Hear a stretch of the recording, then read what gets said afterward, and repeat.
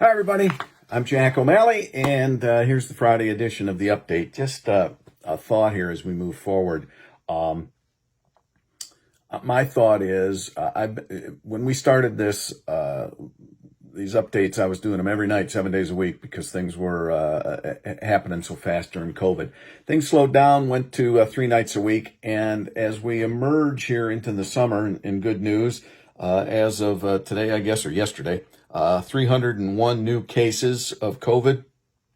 That's the seventh straight day with under 500 cases. There were 40 reported deaths, but many of those were from record reviews. So good numbers there as well. So that's just that's good news. So we're moving forward. Of course, we don't know what the future holds, so we'll see. But it appears that we're moving through this. We've got, of course, the fall. There'll be lots of concerns as to what happens as we get closer back into buildings. Could COVID still be there? But I do believe we are building up our herd immunity with those folks who've had COVID, with those who have been vaccinated, and so on. So good news there. But my thought was, we're also heading into summer. People are getting back to normal, and people are going to be in the summer. You should be distracted. You should be out boating and playing and walking and doing whatever it is you want to do. Plus, in a couple of weeks here, we are going to be out of session for a while, summer break in our districts. So probably a little less info. So my thought was, beginning next week, I'm going to go to Wednesday only updates, and unless something happens, obviously, then I'll jump on. But through the summer, July and August, we'll just do one a week to keep you updated on perspective from my vantage point. Okay? So, again, that may change. We've been ebbing and flowing with this thing for over a year now, so we'll continue with that thought. Beginning next Wednesday, it'll be just one a week through the summer months, and then we'll see what happens in the fall, but we'll move forward. So I want to touch base on some issues. The budget. I know yesterday I had a meeting with the speaker that was canceled because I saw all the budget gurus going into his office. So that is important. I think they're still shooting for that July 1st, hope to have a budget put together. But when you're trying to figure out how to spend $10 billion from the federal government, and one way I just shake my head and say, how can the federal government just be giving out all this money? That's a whole other topic. But we've got it, and if we don't spend it, we lose it. So we might as well be smart with it, right? So they're working on that. So hopefully by July 1, have a budget, but I think maybe even the plan would be, let's get the school budget done so that schools whose calendar year starts July 1 will know what's going on. So we'll see. That might be in next Wednesday's report. We'll see how it plays out. Another area that the governor wants to spend some of that COVID money, and I don't necessarily disagree with her. I don't know all the details, but in first blush, I say, yeah, it makes sense. The state park system has I think it's $260 million deferred maintenances. They've just been putting things off because the money hasn't been there.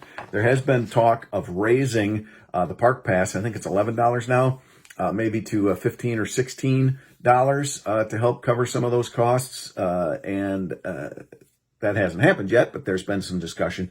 But the Gov is saying, how about we put $250 million of those COVID dollars into fixing up our state parks, that deferred maintenance. So off the first blush, I'd say, yeah, that's probably not a bad way to use some of that money. So there you go. Another area that I think we should talk about is they were some protesting, rallying in Lansing on Wednesday with regards to no-fault insurance. And this is a very emotional topic for lots of reasons and lots of people. But one of the issues, and the issue they're talking about now, and I'm going to try and give as straight both sides of this as I can so that you're aware of what's happening. But I believe it's July 1st, another segment of the no-fault reforms kick in. And this would be a fee schedule change to the catastrophic fund. There were, under the old system, there was a lot of fraud, a lot of abuses, and unlimited payments An MRI for Blue Cross Blue Shield was $500. An MRI under another insurance plan was, $600. Well, under the old auto insurance reform, no fault, it could be $3,000 because there was no fee set. So our plan and our changes said, all right, I think it's 200.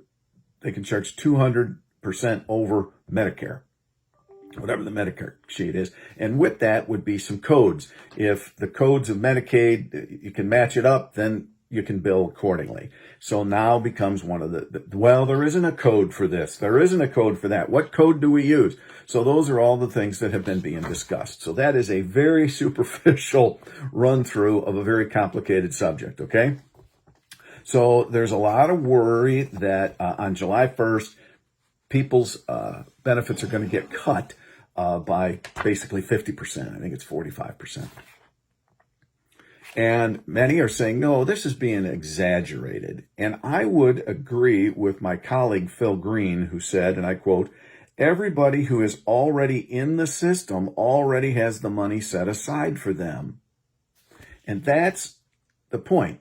If you are in under the old no-fault insurance, if you are in under the old no-fault insurance, nothing's getting cut.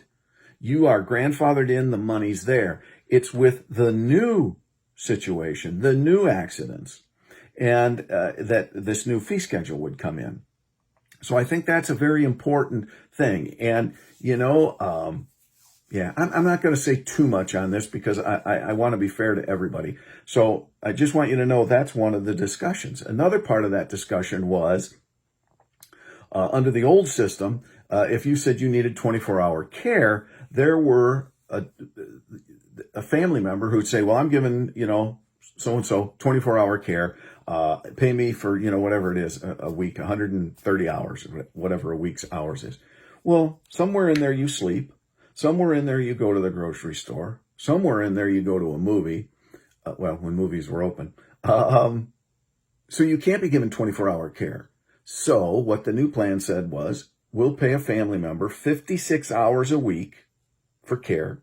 And then we'll, others have to be brought in to take care, to give that 24-hour care. One person can't do a full week, 7-day a week, 24/7 care. It's just impossible.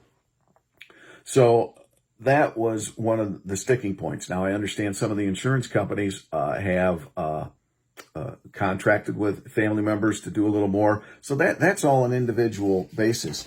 The other thing that I think is important, and I just was thinking of it while, here, I found it. Hey, when it comes to no-fault reforms, there were very few insurance companies that even really wanted to mess with Michigan because of the no-fault insurance. But since our changes took place last year, there are 26 new companies that have come into the state. That's competitiveness. That brings prices down. Also, in 1 year, 41,000 people who drove without insurance now have insurance. They're new members here because of that. Those are huge, huge numbers. So there's lots of good things happening here. And one of the things that I understand with no fault is that there are always, whenever there's change, there's always claims that, there's going to be, terrible, terrible things to happen. And I believe leadership is saying, all right, we don't think any of this is really going to happen. But if it does, it will be small adjustments. Let's see what happens. And we'll go from there. We don't want to, it took so many years to get to this compromise. We don't want to change things just yet. Let's see what happens on July 1st. But remember, if you've got a loved one who's already in the catastrophic fund, everything from the old school, you are grandfathered in. So the other thing, I think there's 18,000, I think the number is 18,000. They'll say there's 18,000 people in Michigan in the catastrophic fund. There are 18,000 people with some type of open claim.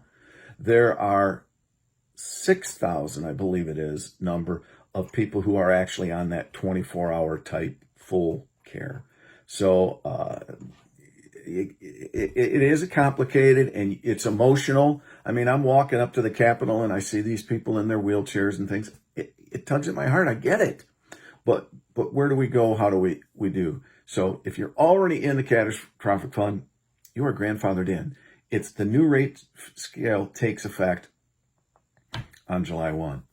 So that's what we got. I think those are important things. I know some people will disagree with me, and I know this isn't the forum for complete and thorough hashing of something, but I just wanted to throw those thoughts out there that I don't think, from an emotional standpoint, always get mentioned. So that's where we're at right now. We're plugging on. Oh, and next Tuesday, I'll be reporting on this next Wednesday. Next Tuesday, we're going to hold a press conference.